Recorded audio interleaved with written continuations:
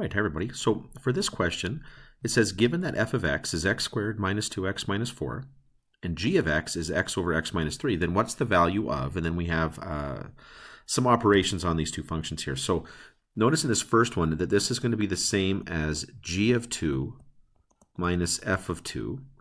This is going to be f of 2 multiplied by g of 2. This will be f of 2 divided by g of 2.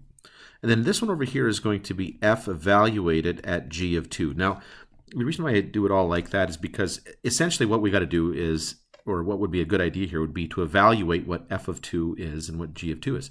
So let's just take a look here. F of 2 is going to be 2 squared minus 2 times 2 minus 4. Now, kind of like that because 2 squared minus 2 times 2, well, that's just going to be 4 minus 4. It can go away.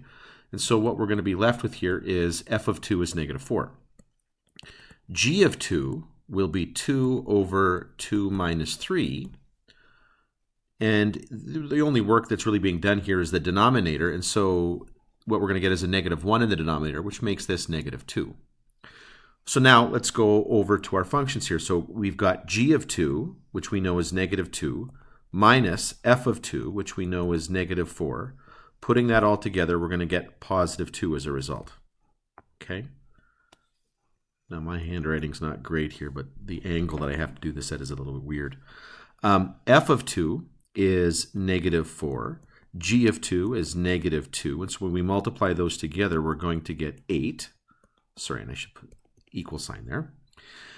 F of 2 is going to be, what do we say here? It's negative 4 over g of 2, which is negative 2. And so the quotient there will be positive 2. Now, f of g of 2, a little different. So we know that g of 2 is negative 2.